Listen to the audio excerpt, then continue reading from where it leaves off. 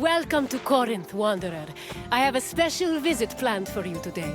It's an intimate, informative look into the daily lives of Greek women. It's amazing what women could accomplish while men spend all day trying to out-debate each other at assembly meetings. Their work should be far more appreciated on the whole, but we're going to acknowledge that now.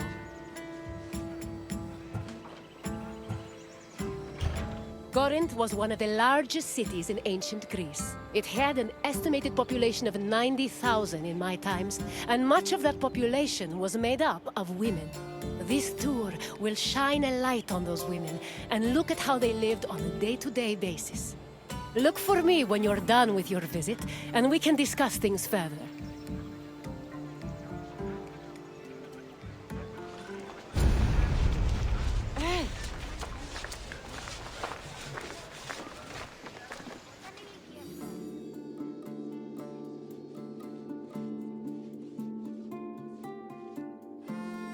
Young girls growing up in ancient Greek cities were usually raised by a nurse. They mostly stayed in the women's quarters of the house, the gunaikon, where they spent their time spinning threads and weaving. While there is not much historical evidence of young girls at play, especially compared to boys, it was still known to happen. For example, an ancient terracotta group depicts two girls playing ephedrismos. This was a competition to see who could strike an upright rock from afar using a pebble or ball. The game's loser had to close their eyes and carry the victor until they managed to touch the same rock with their hands.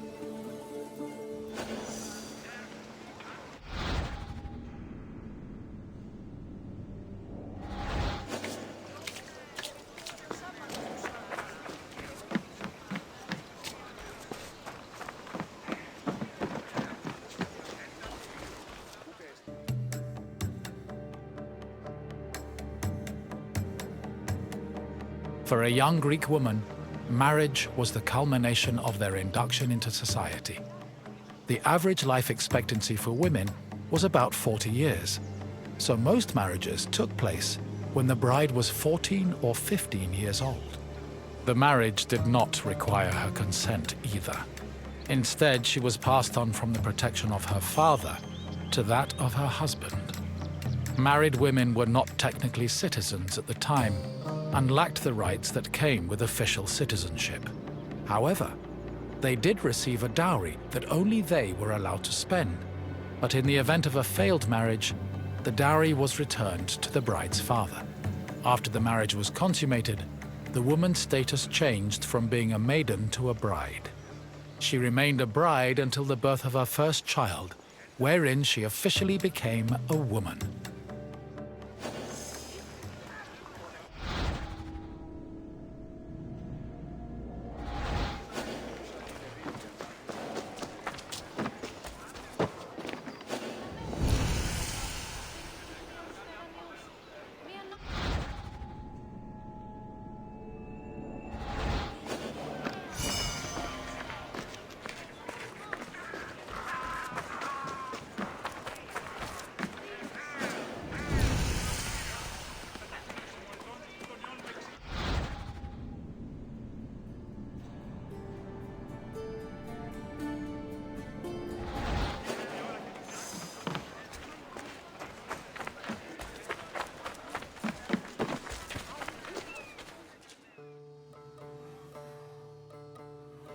Women living in ancient Greek cities were essentially forbidden from participating in political life, and most aspects of their lives were controlled by men.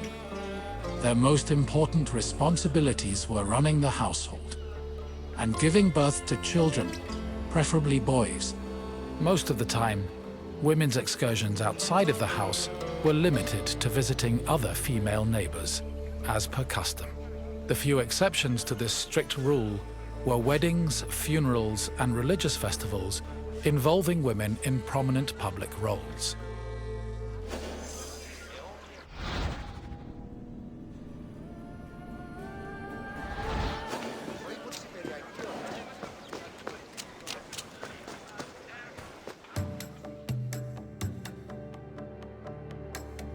Making textiles was the main occupation of most Greek women.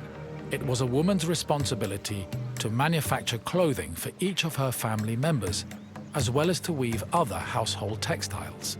Women with exceptional weaving skills were believed to make excellent wives, and weaving in general was seen as a very attractive quality. For example, Homer describes Odysseus's devoted wife Penelope as spending most of her days weaving at the loom. Similarly, many Greek vases depicting women weaving were combined with images of a woman holding a veil, which was seen as the symbol of a bride.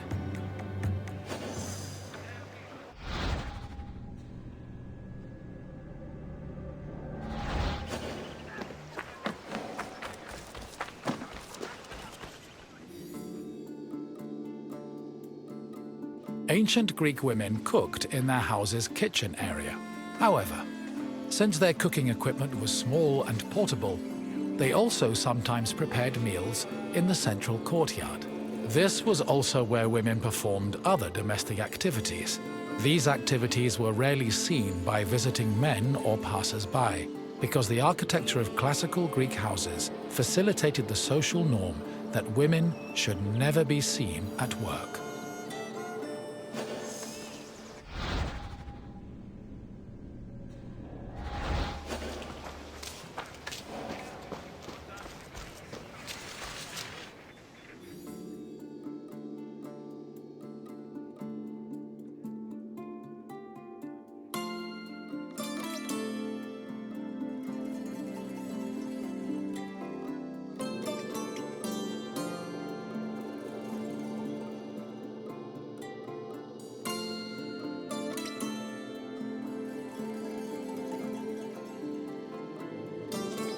The historian Strabo relays that the Temple of Aphrodite was one of Corinth's most famous landmarks.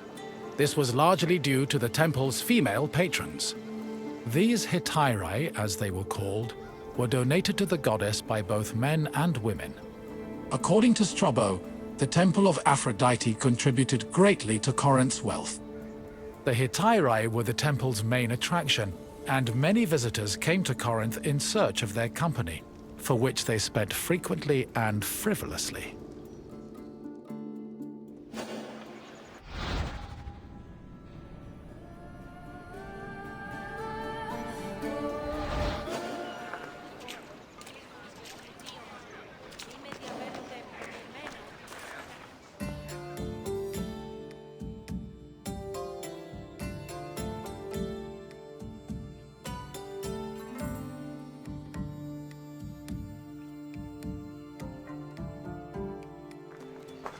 Hello again, Wanderer. I hope your visit was an interesting one. Greek women lived very restricted lives compared to men, but throughout it all, they held on to their strength and dignity. Is there anything else you'd like to do? Feeling up for a test? Excellent! Let's begin with an easier question. What was the name of the women's quarters in a Greek home? Correct! The gynekon was where young girls spent their days weaving and spinning threads. On to the next question. The Corinthian temple said to employ the Hetera was dedicated to which god? Correct. Aphrodite was the goddess of love and passion, so it's only fitting her temple served such an amorous purpose. We're almost done. Just one more question. What was the name of Odysseus' wife? Yes, Penelope was Odysseus' loyal wife, who kept at her weaving while waiting for her husband to return from war. You passed the test, Wanderer. Congratulations. Then farewell, Wanderer, and thank you for visiting this great place.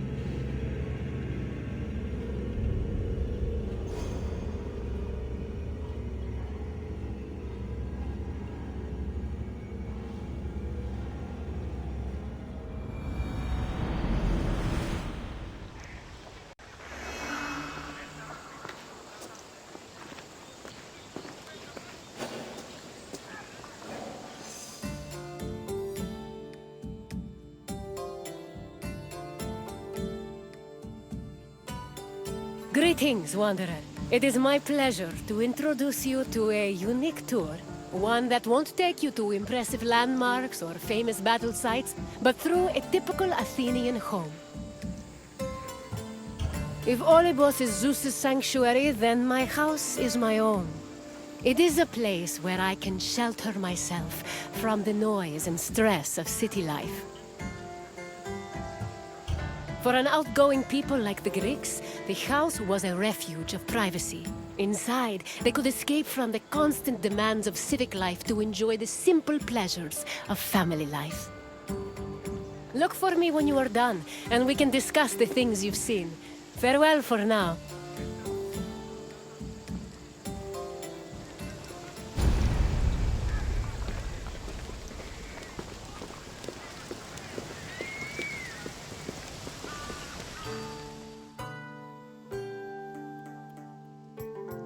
The house, or oikos, was a residence for Greek families and their slaves. Contrary to modern houses, which look outward, the Greek household was built to look inward on a courtyard. The courtyard was the house's central fixture. It was the building's main source of daylight, and also the location of religious altars dedicated to worship. The building itself was made up of familiar accommodations, including bedrooms, storage rooms, a kitchen, and a living room. Women were generally in charge of tending to the home, which in Greece was called oikonomia, a term that inspired the modern word economy.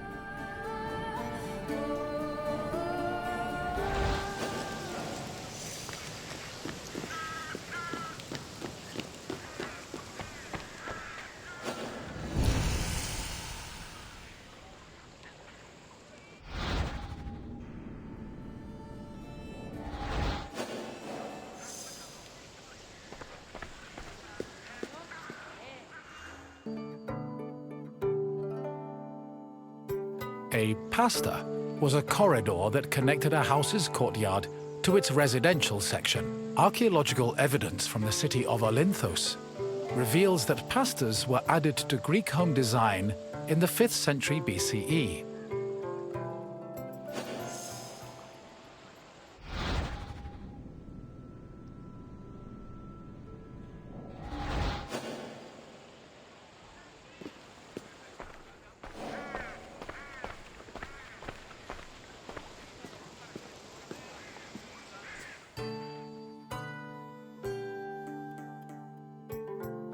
Greeks had no qualms about combining their work and their private lives, and many of them worked from home. Artisans like blacksmiths, sculptors, and potters often had workshops in their houses. Some even operated small stores to sell their work. Similarly, doctors were known to treat patients in special offices located in their homes. Women also worked in the house and were responsible for making textiles, as well as producing clothes and supervising weaving, which was carried out by slaves. If the household was wealthy enough, they could even produce a surplus of textiles to sell in times of financial difficulty.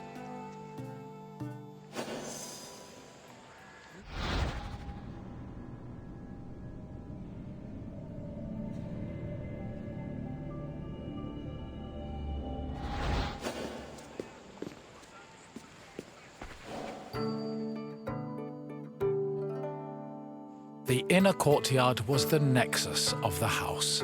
Functionally, it allowed air to circulate and also provided access to most of the rooms. It also sometimes housed a well or a cistern that collected rainwater. In the center of the courtyard was an altar to Zeus Hercules, who served as the protector of the household.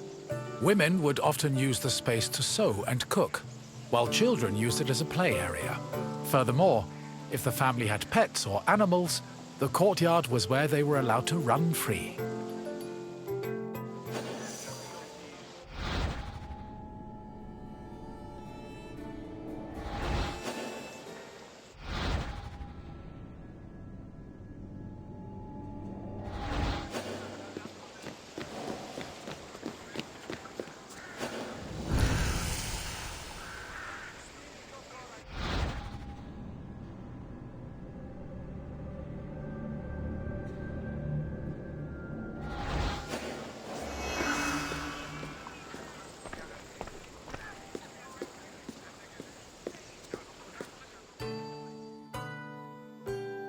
bathroom was located in the back of the house. Much like today, it was used for cleaning and washing, although the Greeks used chamber pots instead of toilets.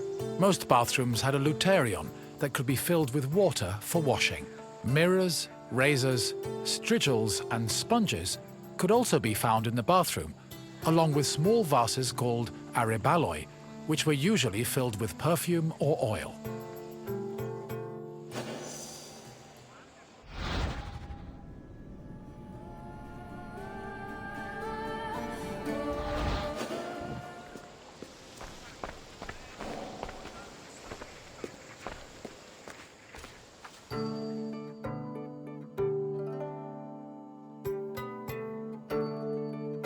Greek homes had kitchens where the family's meals were prepared.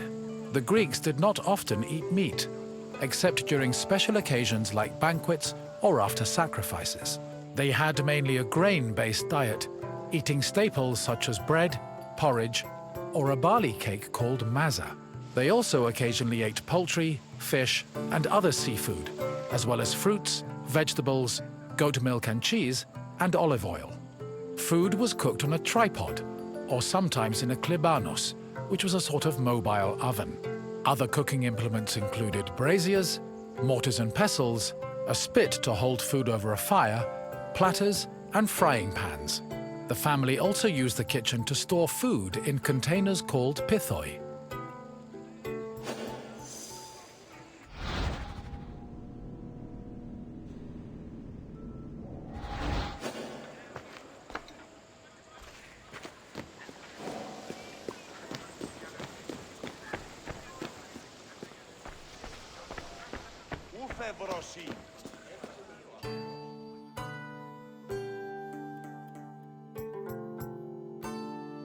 Symposia were major social institutions in Greece. They were drinking parties held exclusively for men. The party took place in the men's section of the house, the andron, where residents and guests reclined on special couches called klinai. Food was served on low tables set in front of the couches, while wine was placed in a crater in the center of the room. During a symposium, men drank, sang, had philosophical discussions, and played games like kotobos. Musicians, dancers, and even courtesans were often welcomed to attend as well. However, wives and daughters were always excluded.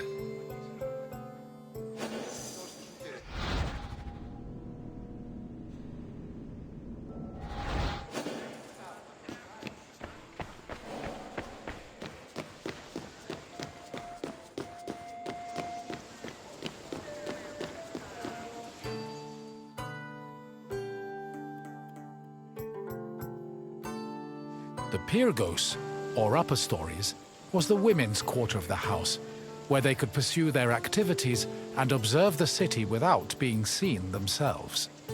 The rooftops were also used in a special rite called the Adonia, a private celebration held in honor of Adonis, which was reserved for women. At the beginning of spring, women filled terracotta pots with soil and lettuce seeds, then climbed a ladder to place the pots on the rooftop. These pots served as the women's very own Gardens of Adonis.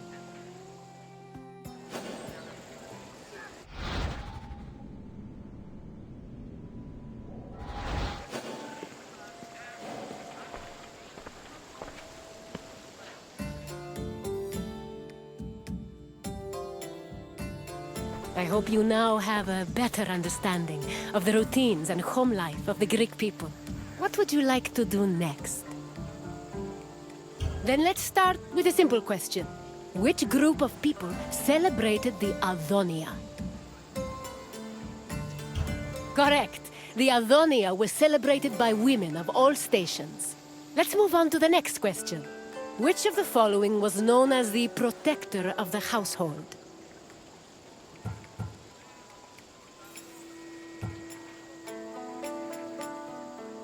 No, this particular Zeus was known as Zeus of the Oath. Try again. Yes, Zeus Herkios protected the household, and an altar to the god usually stood in the center of the house's courtyard. On to the final question. Which of the following was not located in the bathroom? The Lutherion was a water basin that was located in the bathroom. Try a different answer. Correct! The Klivanos was a mobile oven usually found in the kitchen. It seems you really know your way around Greek homes. Well done, Wanderer.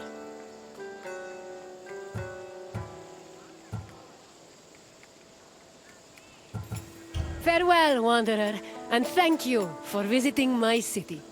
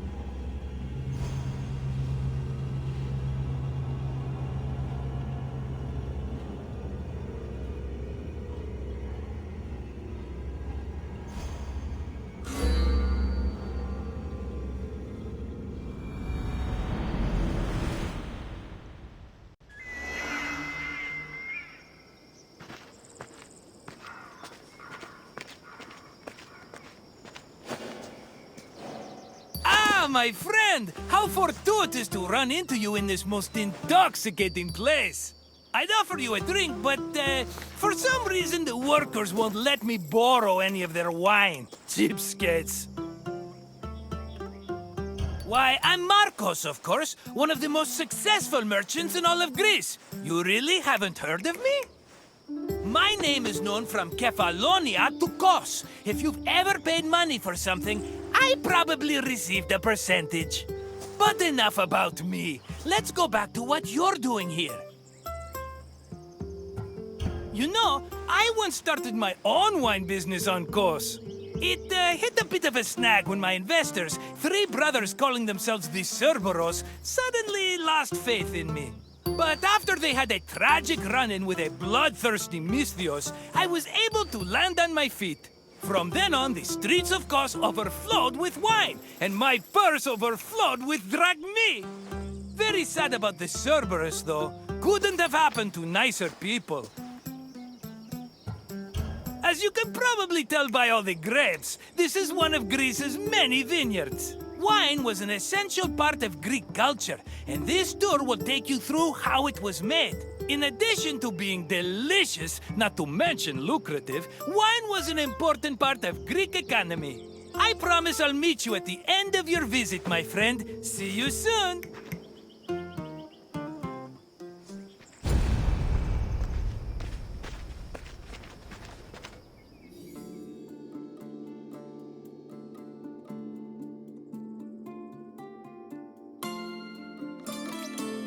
Winemaking dates back to the 4th or 3rd millennium BCE. It became widespread in Greece during the Bronze Age, and within centuries the Greeks had refined it further. The first step in the process was always harvesting, where grapes grown on rows of vines were collected by vineyard workers. According to Homer, harvesting was often accompanied by music to give it a more festive atmosphere. Ancient Greek wine mainly came in 3 different varieties: Osteros, Glucathion, and Autokratos. It could be flavored with spices, herbs, resin, and even perfume. It was also much stronger than modern wine, with an alcohol percentage of approximately 16%.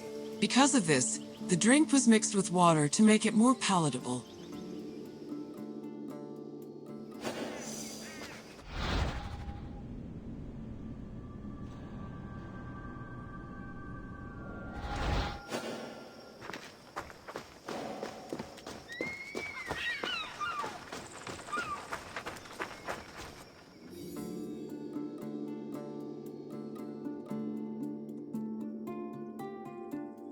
Grapes were dried to maximize the wine's sweetness and prevent it from turning into vinegar. In most vineyards, the drying process involved laying the grapes out on the ground under the heat of the sun, then covering them at night to protect them from accumulating dew.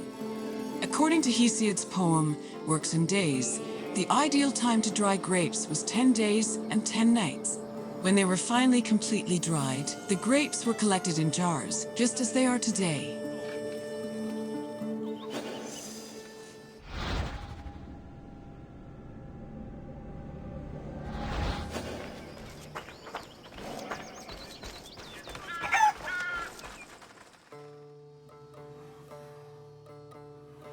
The Greeks had many methods for crushing the harvested grapes.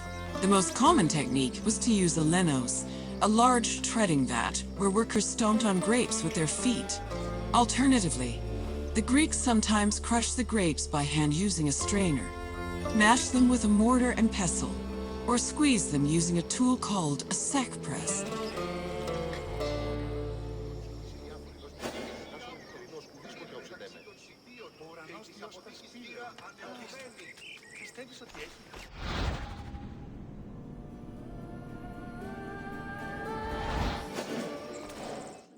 After the grapes were pressed, the resulting juice was poured into large containers called pithoi, where it fermented.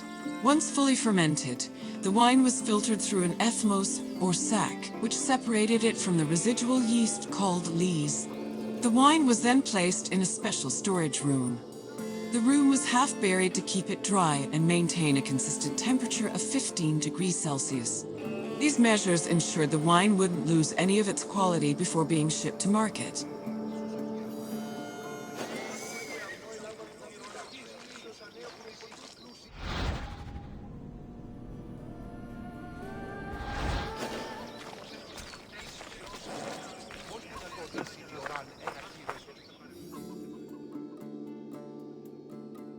When the wine was ready to ship, it was poured into storage containers called amphoras.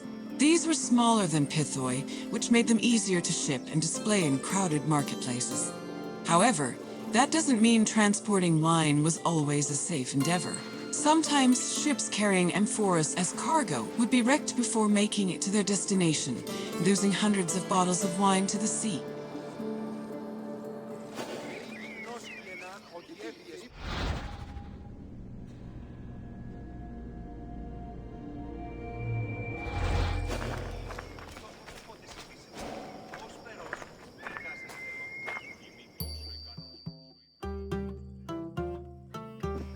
My friend, are you drunk with knowledge? I hope you enjoyed yourself learning about all the picking, stomping, and bottling that goes into making Greece's favorite beverage. Maybe if my customers understood how hard winemaking was, they'd agree more with my perfectly reasonable prices. But let's talk about something else, yes? What else can I do for you? You want your intelligence tested? Well, let me tell you, my friend, no one is more qualified for that task than me. Let's get started. What container was used to ship wine to the market?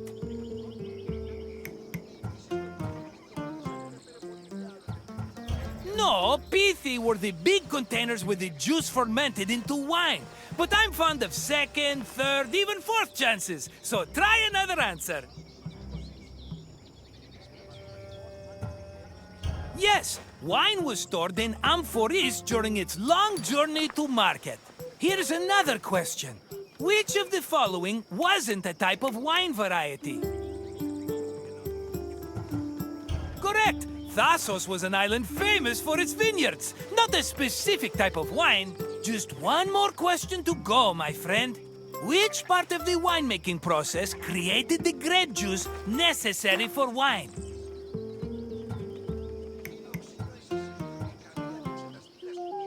That's the one! The harvested grapes were pressed in a linos, often by the feet of vineyard workers. Just try not to think about that last part whenever you have a cup of wine. You know your wine. You're as good with facts as I am with money, and that's really saying something. If you say so, my friend, I hope we see each other again soon.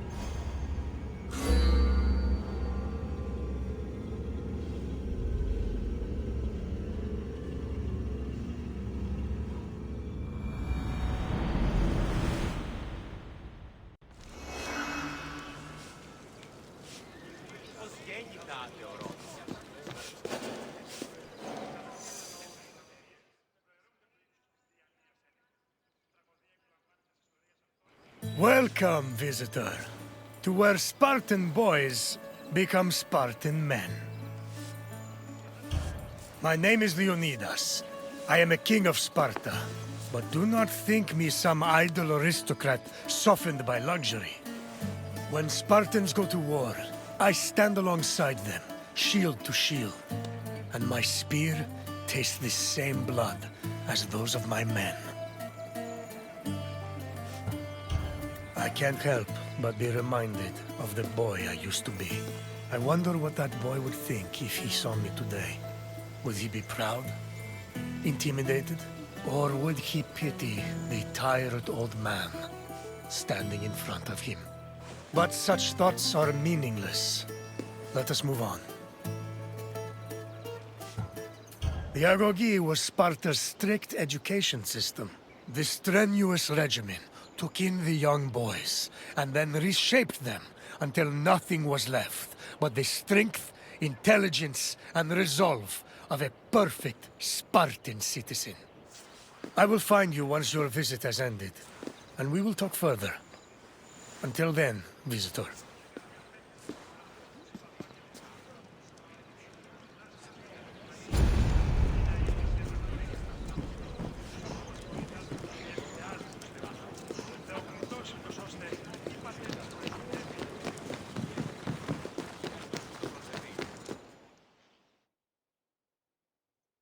Sparta was a Greek city located in the Peloponnese. It differed from other cities of the time in that it had no walls. Sparta originated as 4 neighboring villages: Patane, Limnes, Mizoa, and Cynosura, all of which shared the same political, military, and religious life. After 2 wars with the Messenians, the city's territory expanded even further. By the 5th century BCE, they allegedly controlled almost half of the Peloponnese.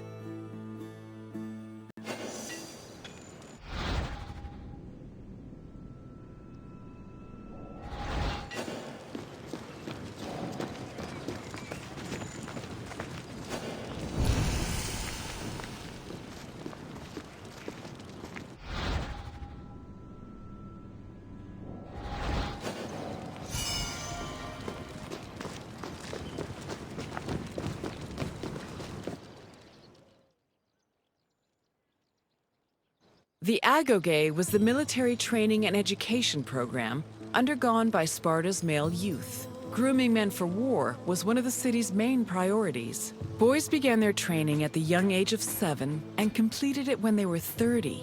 It has been said that Spartan infants were inspected for weakness shortly after birth. If they were deemed too sickly, they were thrown into chasms. However, this information remains unproven. The healthy boys were considered suitable for training. When they came of age, they were removed from their families and were placed into service of the state. Their education included subjects like reading, writing, and even music, but was mostly focused on tough military exercises meant to turn the boys into efficient soldiers. The agoge was divided into 3 cycles: one for boys aged 7 to 12, one for adolescents aged 12 to 20, and one for men aged 20 to 30. Each cycle included different exercises for refining the body and mind.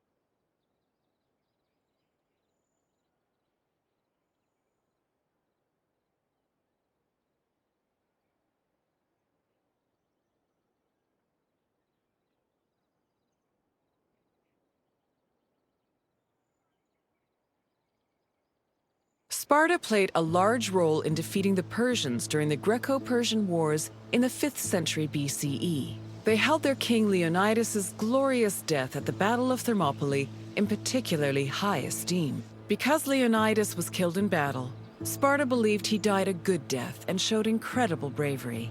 qualities to be held as a model for all Spartans. This idealized bravery was embedded in the city's collective memory and was the main quality people strove for in the agoge.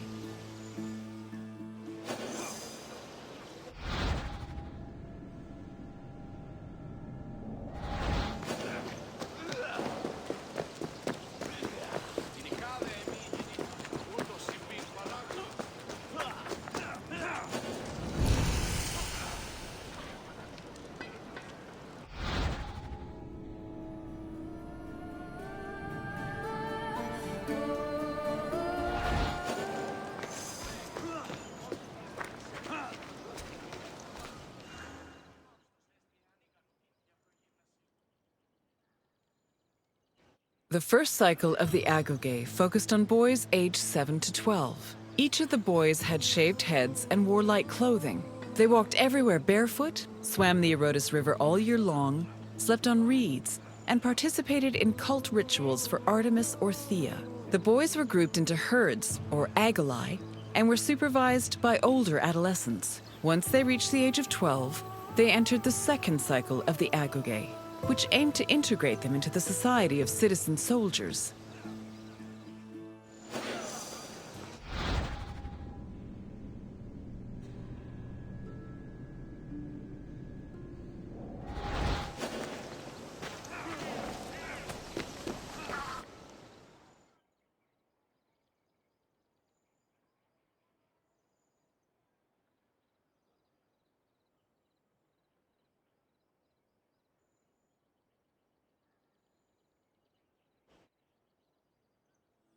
The agoge's second cycle included boys aged 12 to 20. When they reached the age of 20, the young men were dubbed Erinyes and could officially serve as hoplites in the Spartan army. Until the age of 30, Spartan men lived in communal mess halls called Siskenia. From the age of 22 onward, they were permitted to start a family, but 30 was viewed as a more appropriate age to get married.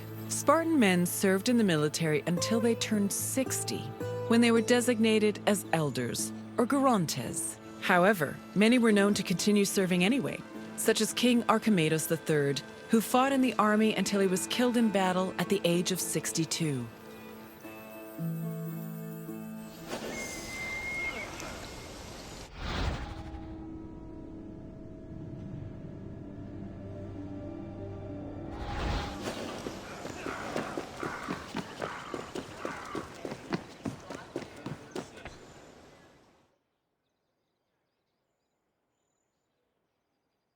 All adult male Spartans participated in communal meals called syssitia.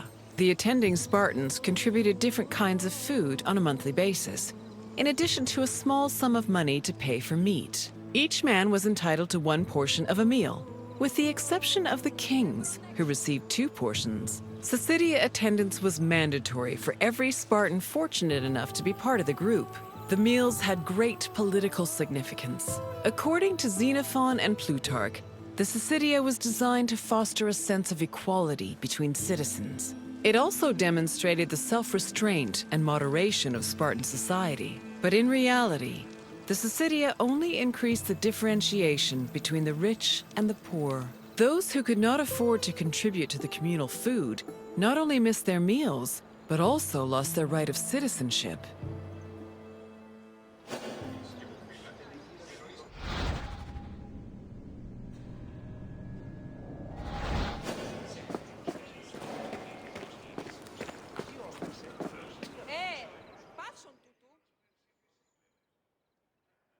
Your tour has ended.